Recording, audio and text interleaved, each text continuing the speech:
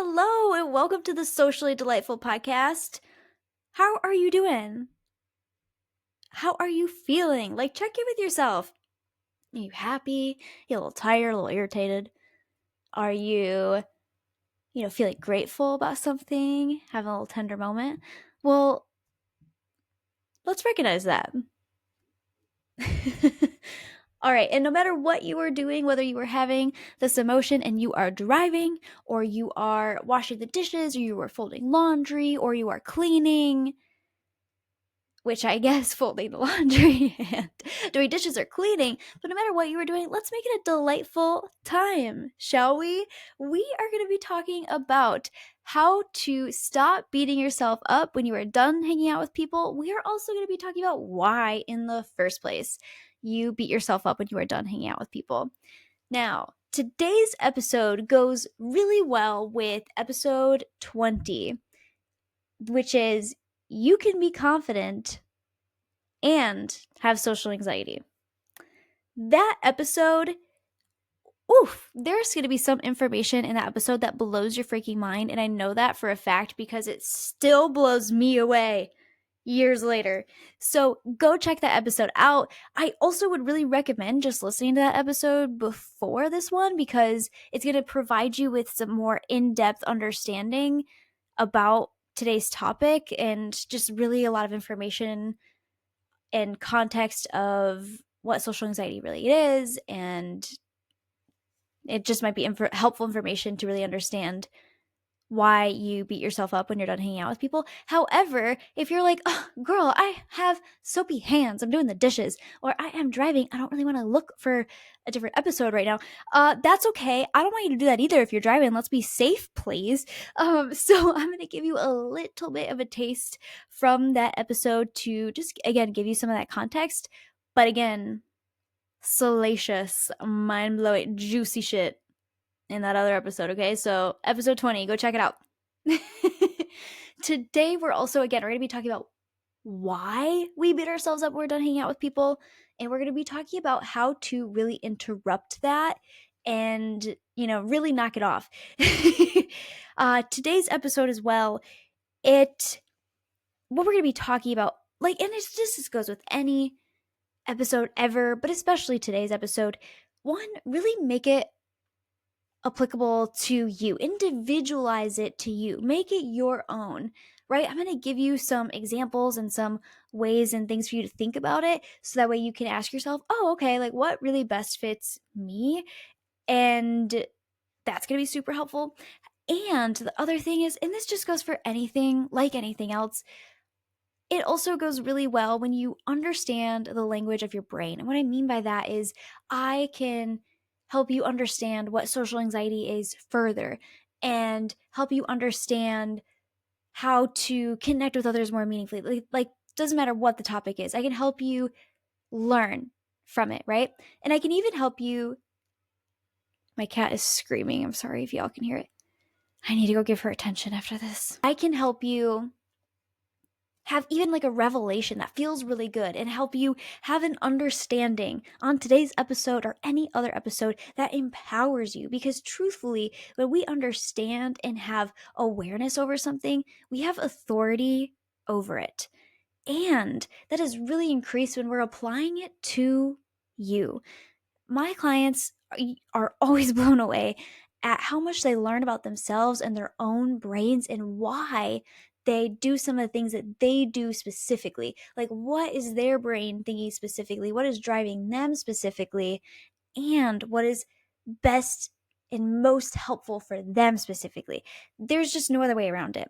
And I also want to say, if you haven't heard me say this on other episodes, I love working with people one-on-one. It's so fun. So I've been working with people one-on-one for 6 months, for 4 years on these topics, and I really enjoy it. I love watching somebody apply the skills to create radical acceptance and just really delight in who they are, own who they are, and apply the skills needed to become a super connector where they can go into social events and feel more connected in conversation, but also create more meaningful bonds. it's so rewarding to give people such a space and to work with people one-on-one and to give them guidance and things like that. And any of my clients could tell you I'm very high touch in my work with them. And at the same time, this is not something I'm going to be able to do forever. And I'm at the point right now where I need to start phasing out that one-on-one. And truly, it's such a gift. It's so powerful. So if you have been thinking about working with me, like, this is not like an urgency marketing, like, do this right now or else. No, no, no. And if you've been thinking about it, I would highly consider that you book a consult and us talk about it, because I'm not going to be doing this for a while soon. Like, there really is no better time to go ahead and get started and sign up for a consult, because the consults, you're going to learn so much about the language of your own brain and have more clarity on how to apply some of these big topics. I also make things really simple for everybody to tailor it to them. Like, it's a superpower of mine, making things simple and applicable that you can walk away with your own individualized plan. Like, hell yeah. So I come to the consult because I'm going to give you more clarity on that, help you understand more. And I'm also going to look at, okay, what is best for you? Is this program best for you right now? Or do you need a different practitioner or therapy or help with a different situation than I can really help you with right now? Like, no matter what, you're going to get served, okay? So don't hesitate to do that. But again, what we're talking about today, make it applicable to you. And, it helps to really deeply understand your brain and your situation. And that just goes for everything, right? Okay, so to get started, a little note from episode 20. Again, it's called You Can Be Confident and Have Social Anxiety. And a little note from that, social anxiety and confidence, they're not on the same spectrum. You're going to be mind blown when you find out what is on the same spectrum, because it's crazy. Anyway, they're not on the same spectrum. Confidence is really, I have a belief in my ability to do this thing, whether it is present or shoot a basket or knit or run a business, right? Confidence is belief in our abilities. And social anxiety is not, it's not that it's not confidence in your abilities, but it's just it's not even on the same plane. Social anxiety is really fueled by perfectionism to prevent somebody from noticing the thing you are shameful about. So in other words, social anxiety is, let me hide this thing that I feel shame about, and let me show up perfect and make sure I get really good at hiding it, because people can't know this thing about me, or else they're going to see that I'm not enough, or I'm not worth it, or I'm not competent, whatever it might be, right? So social anxiety, again, is really around that. It's just a hyper sense of self-consciousness. And this is why we can be both confident in so many things and socially anxious. This understanding alone has blown my mind and truly changed my life. It's given me so much authority of my life to understand this. And I'll give you 2 examples to kind of explain what I mean by this. So, one, when we have understanding of something, what I mean by we have authority over it is kind of like this example. So I know that I, like most humans, get tired, my glucose level shoots up when I'm done eating food.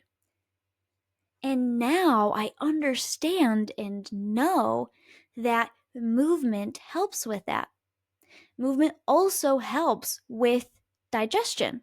And so when I'm done eating, especially like a heavy meal like dinner, I will go on a walk. So that way I am using that food for energy. I'm not just spiking my glucose and it just hanging out in my body, and the way I'm digesting my food, right? So knowing that about how I digest my food and understanding that has given me awareness and therefore authority over what I can do about this thing that I now understand. This is a huge part of my work in general. We need to really understand ourselves. That's why I had that spiel in the beginning of this episode. We really need to understand ourselves to have authority. And I mean, not just like, oh, logically, I know I shouldn't, I don't know, beat myself up when I'm done hanging out with people. Or logically, I know I shouldn't snap at my partner. But do you deeply understand actually why you do those things? Like, actually. Because if the answer is maybe, then one, no, you probably don't. And two, then of course you can't have authority over it, boo. Right? So it's empowering to understand, because then we can make other decisions. Again, we have authority. Awareness is authority. So there's that. Now, what we're going to be talking about today, and that little piece of information about anxiety and confidence being on different spectrums, that hopefully provides you some awareness and therefore some authority, because I know it massively did for me. And to an example to really showcase how social anxiety and confidence are not on the same spectrum is this. So I had social anxiety all throughout middle school and high school, and honestly, elementary school too. Okay, but I remember being very self-conscious, like most teens, but like super self-conscious, super perfectionistic, super socially anxious in middle school and high school. Now, because I, one, didn't understand this, I also didn't think I had social anxiety, but I was. I beat myself up constantly. I was constantly in my head. And I did theater all 4 years of high school. I also took a speech class. And I was confident in my ability to write a compelling speech. I was confident in my ability to enunciate. I was confident in my ability to speak with rhythm. Even on this podcast, you got to mix up your speeds and things like that. I was confident in my ability to do those things to be a good speaker. So I had spoken in front of large in populations a few times. I spoke in front of my whole school, and I went to a massive high school. Like, one grade had like 900 kids, like massive, okay? So I was confident in my ability to do that and did well. And I was still socially anxious, where I was beating myself up, where I was afraid people could see the things that I was insecure about and that I felt shame about. I was like, oh my gosh, do they like me? Do they hate me? Really in my head. And yes, I might have been in my head about my presentation, after my presentation, definitely. But even during, yeah, maybe I was shaky or in my head and stuttered a bit. But overall, I was still confident in my abilities to present. Does that make sense, everybody? So, this is why confidence and social anxiety are completely different things. And understanding this is super helpful for today, because having that background knowledge of knowing these are different things is going to be so helpful. But it's going to help you also understand why you beat yourself up when you are done hanging out with people, and then what you can do about it. And what you can do about it that interrupts it, like really helps you stop beating yourself up when you're done hanging out with people. Not that you surpass humanness and never have negative thoughts again, but that you know how to manage them and they happen way less. So, in that way, what helps you stop beating yourself up when you're done hanging out with people also relates to birth control alarms. And if you're like, oh, Jewel, what the fuck are you saying right now? That's okay. That's fine. We will get to that and it'll blow your mind, all right? But first, let me explain why we beat ourselves up when we are done hanging out with people. So, we beat ourselves up because of two things mainly. One, our brain is trying to reject us before other people do. It's our brain's way of trying to make sure we're safe. Kind of like, oh, if I know that they think I'm weird before they tell me or straight up reject me, then it won't hurt as bad. But obviously, this just makes us feel bad now. it's it's kind of like failing ahead of time. If I don't try, then I won't feel super disappointed when I fail. And this doesn't actually help us feel safe, but our brain likes to be on the lookout and really protect us from really heavy emotions, even though looking for, oh, if I think I'm weird now, like that still sucks. It's just maybe not as big of a punch in the face as somebody telling us, oh, you're weird, and us believing them and then feeling bad about it, right? So that's one main reason I see happen for a lot of clients. Another reason why we beat ourselves up when we are done hanging out with people is because our brain is trying to make sure that we don't make the same mistake again. It's kind of like, well, if I notice all of the things I did wrong, then I won't make them again. Now, this is the opposite from understanding and empowering yourself with that understanding. This is the opposite of, oh, I'm aware of this and now I have authority over it. Because it's coming from a judgmental, be perfect, do better place. Okay, so one thing I know about me is that when I am having any kind of like argument or tension or conflict with somebody, in the beginning especially, I have a tendency to shut down. Now, I understand that me shutting down is a way for me to go inward and try to protect myself by not engaging and acting like I don't care so I can't be hurt. Not super effective when you're trying to use conflict to create deeper connection. More episodes coming on that soon. Right? But if I understand that, then, like if my partner or if a friend says to me something, there's like a conflict, I can use my awareness of me shutting down for me. I have authority over me shutting down. So if I notice the feelings in my body and I'm really aware of them, and I'm really aware, oh, I like can kind of like curl into myself, and then I can be like, whatever, I don't care, like shut down. When I feel myself doing that, I can pause and say I need some space. Always helps. My partner has really learned to appreciate that. I can pause and say, okay, I need some space. I feel myself shutting down. And that understanding, it empowers me to be like, okay, I hear you, Jewel. I hear that you're trying to act like you don't care because you think if you don't care, then you can't be hurt. Right? I've had to say that to myself, maybe while I'm taking space, but maybe in other times like, okay, nope, I'm okay. It's okay to care. I'm not going to get hurt. Right? And have the conversation with whoever I'm having the conflict with. Right? This is different from, oh, I went to a social event and I tripped over my words and I was a little awkward about this and I said something and they didn't give me the like best facial reaction afterwards after I said that thing.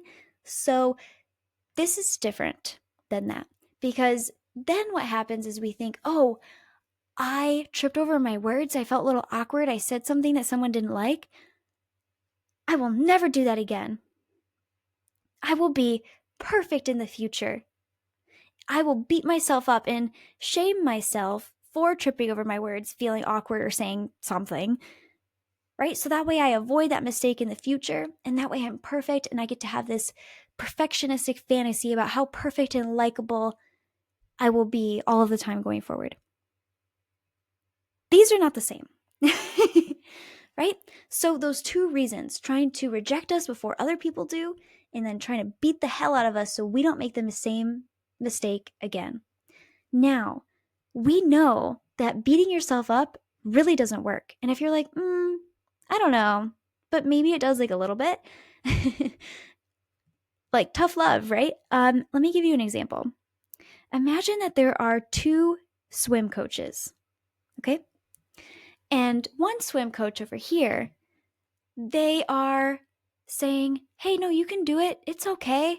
It doesn't have to feel super great at first. Just keep going. You got it. Okay, why don't you kick your legs like this? All right, make sure you're floating. Okay, imagine that swim coach. And then on the other side of the pool, imagine a swim coach being like, nope, you're doing that wrong. You can't get it right. You should know this already. Stop doing that. Oh my gosh, you're never going to get this. Right? You need to be better. Imagine the impact of those swim coaches. Who's more likely to keep swimming? Who's more likely to keep coming to learn about swimming? Person that's not being beat up on emotionally, right? The person that's being encouraged and that doesn't have the expectation of perfection. That's the person that's going to keep coming back. The swim coach that is encouraging, the swim coach that is not expecting perfection, the swim coach that is not, frankly, just beating the hell out of their swimmer. Right? Because if you had the swim coach that was super critical, hard on you, and said those other things to you that this other swim coach did, I don't know about you, but I wouldn't even want to think about swimming ever again, let alone get in a pool. I just want to avoid it. I would just feel shame about it. All right? So beating yourself up to avoid making the same mistakes again doesn't work either. So you might be like, okay, great, but how do I stop doing this? Right? Well, one, on some level, we got to tell your brain that being rejected isn't the biggest threat in the world. We got to make you feel a little bit safer. And you might be like, okay, I don't know if I can do this, right? And I also know that it's really basic advice because rejection, we fear it so much because we fear the shame that we will feel about ourselves, right? That's what social anxiety really is. It's, again, let me hide this thing I'm ashamed of. And that's a big risk, right? Feeling shame and humiliated, those are big feelings. Feeling rejected, that's a big feeling. Your brain, of course, is going to want to avoid feeling those big negative feelings at all costs. And those feelings are just sensations in your body. Rejection is maybe just a pit in your stomach, maybe just a tenderness in your chest, maybe just like a caving in to yourself. Just like how anxiety is just your heart racing a little bit, maybe a shallowness of breath, maybe some tingles. They're just sensations that last like 90 seconds max.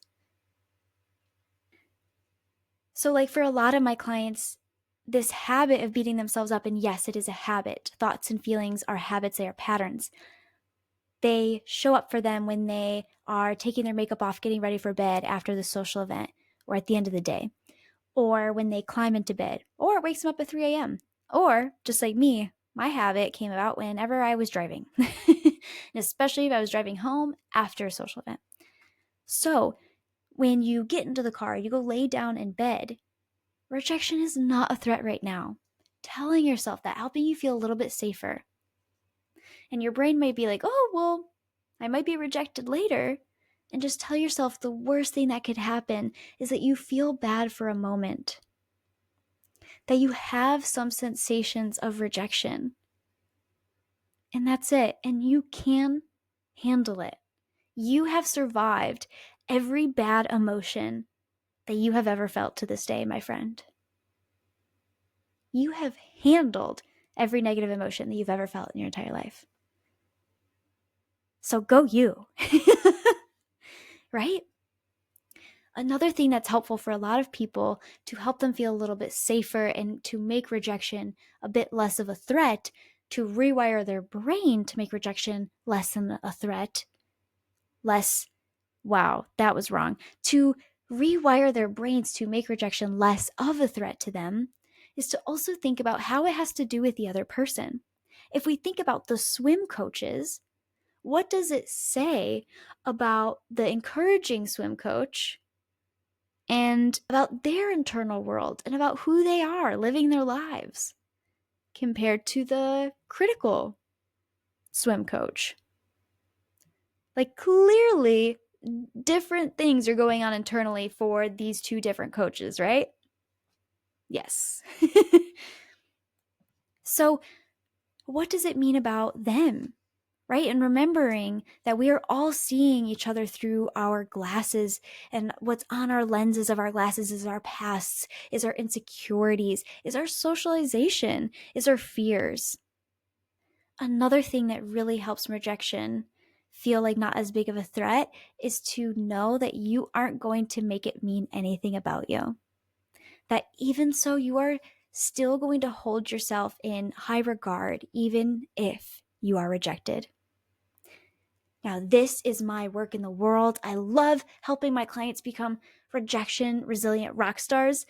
And we do it through the radical acceptance, through increasing their self-esteem and self-esteem habits and self-compassion, through understanding their brain, all of that.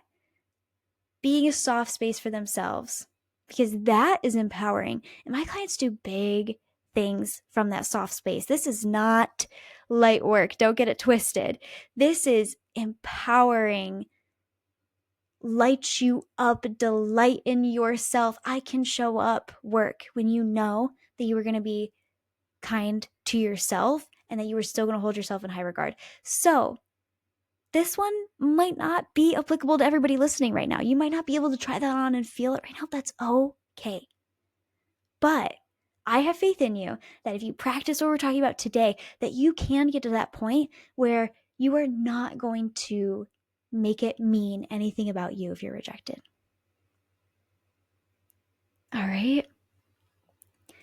So, excuse me, I'm so sorry. So, creating a safer space with rejection, understanding these things about rejection so that you can be more empowered when you're afraid you might be rejected, huge, so helpful, right? And here's what stopping beating yourself up has to do with birth control alarms. So if you are a cute girly pop, whether it's you or a friend, somebody you know, there's somebody in your circle that takes the hormonal birth control pill or has at some point. And you know that you have to take that consistently at the same time every day for that to be effective, right? Which is why a lot of people do it at a random point midday, because maybe they have different wake up schedules or whatever it may be. So it was so common. I mean, especially while I was around like tons and tons of women doing all the things at my college. I remember I'd be like, oh, little alarm went off, time to take my birth control, right? So that way it's effective. Same thing here, because like I said earlier, your brain creates habits of what to think and when, and what to feel and when. And beating yourself up can be one of those habits. For me, again, it was every single time I got in the car. Okay, time to pick ourselves apart, feel like shit, beat ourselves up, and cry. Come on, we had a schedule here, right? For a lot of my clients, again, a bunch of different situations. For a lot of them, it's going to bed.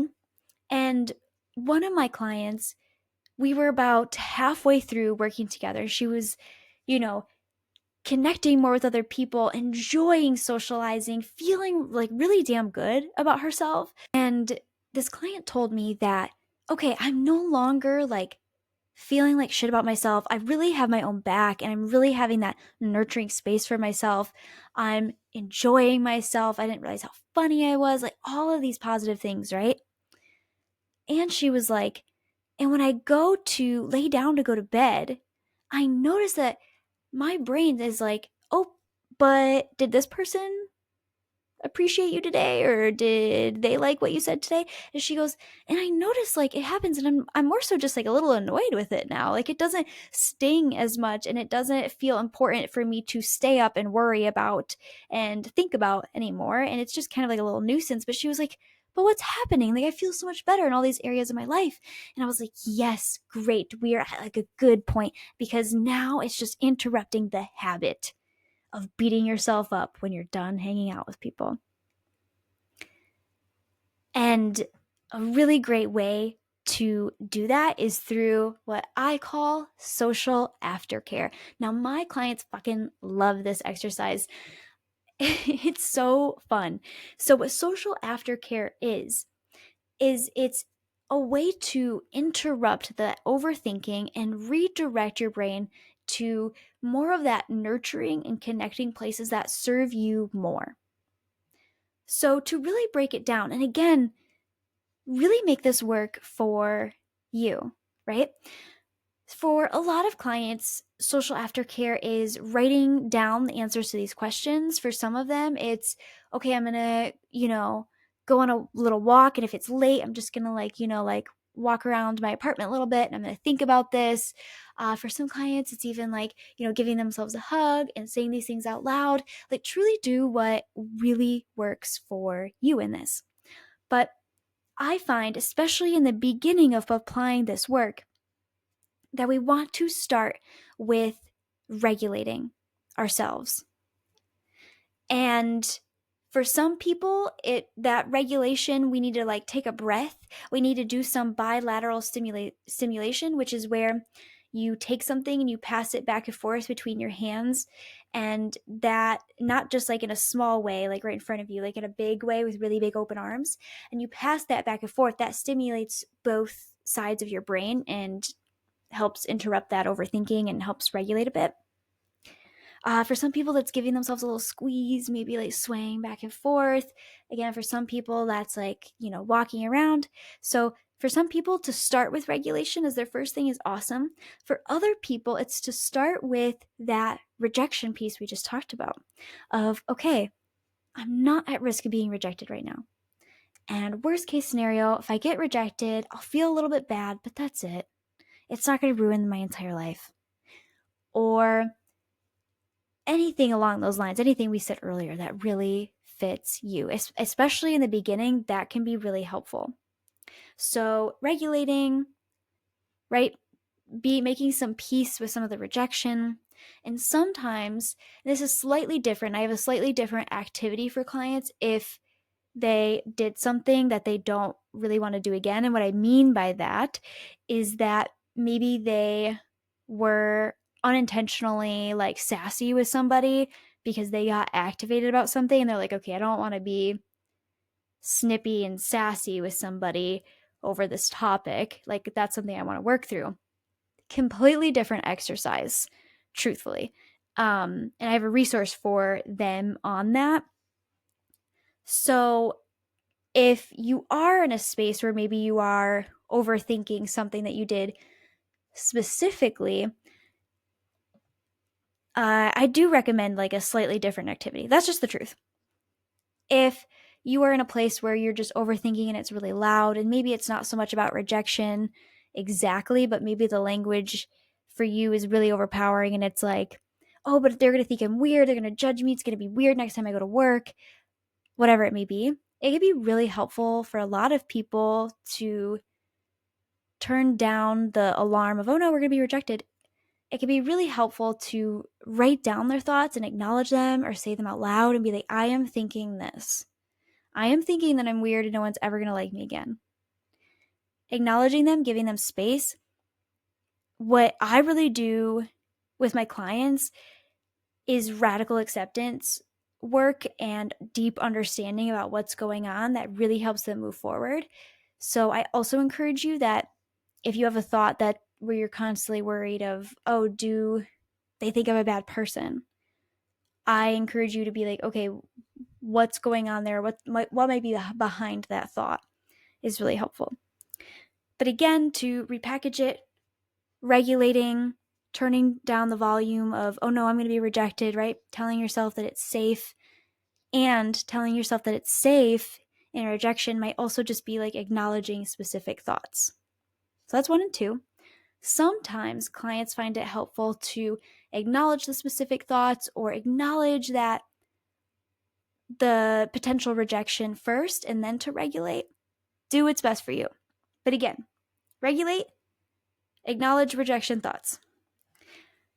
Huge. The third thing that we want to do, and this is so powerful because it's so fulfilling. Like, it really can light you up after doing this multiple times in a row. And it also helps redirect your brain and start to create a different habit for when you are done hanging out with people. And it's something that you're probably completely overlooking and completely missing and not taking into account because you're too busy beating yourself up over here. And that is to look at all the ways that you connected with somebody or the people that you hung out with just now. Now, for some clients, this looks like, how did people show interest in me? How was I included? What little micro moments of connection did I have? Like, who, listened to my story, even though they completely can't relate to my line of work. They really listened to it. Who pulled me aside at the party and, checked in on me and was like, hey, who invited me to spend time with them again, right?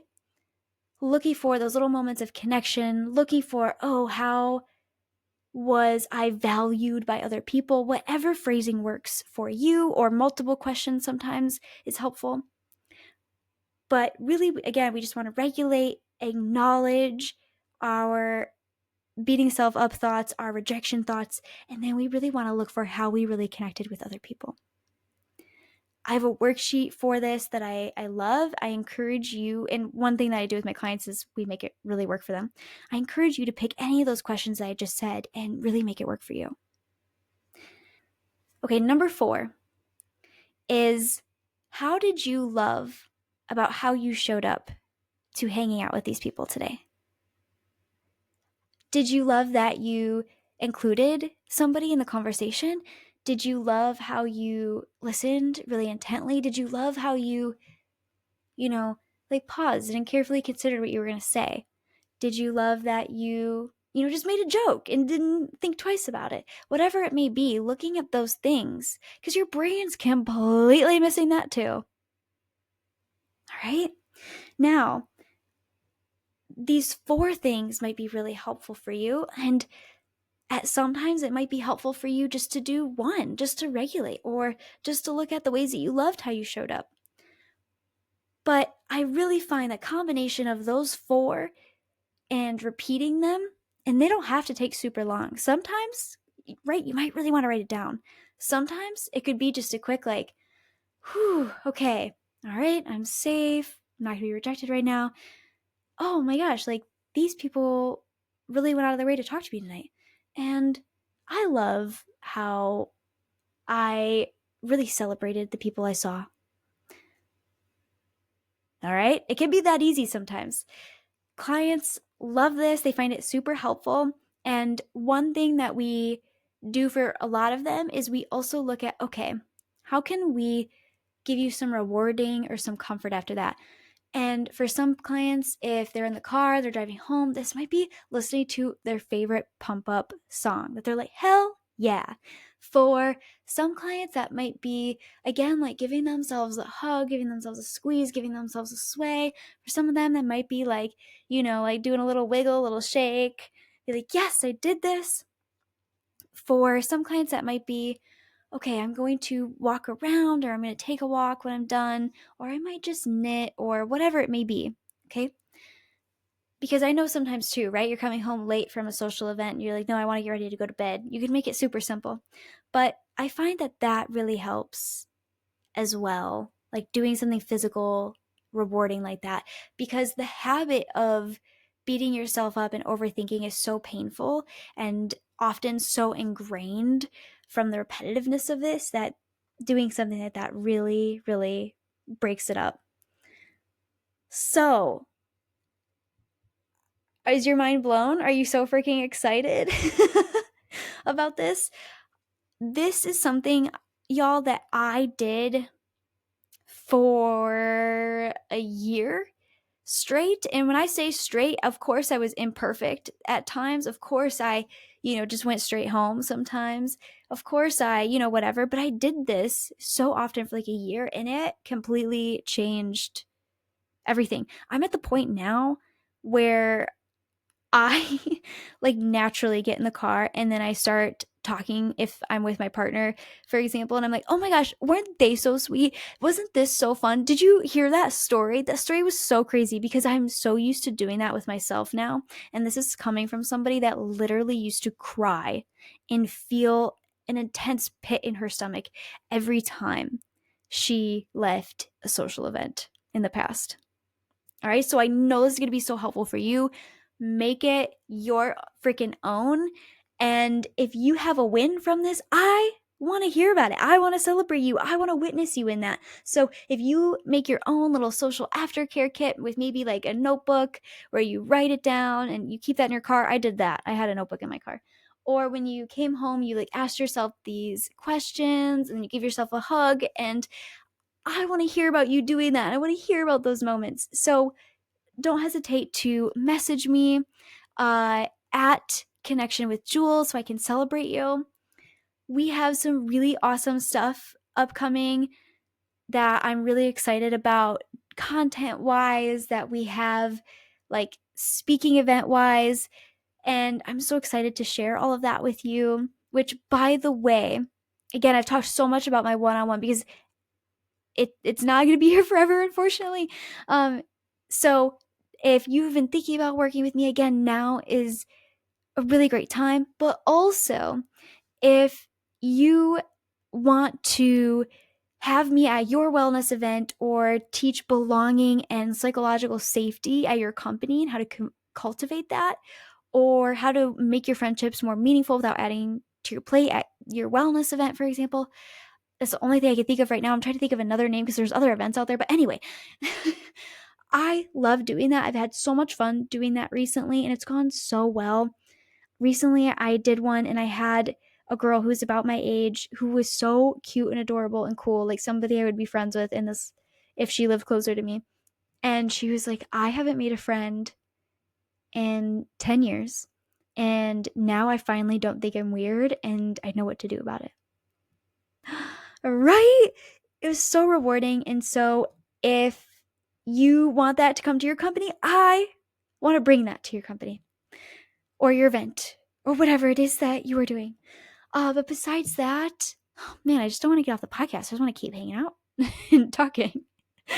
But besides that, I hope you have a wonderful, delightful day, you wonderful and delightful human. All right, talk to you soon.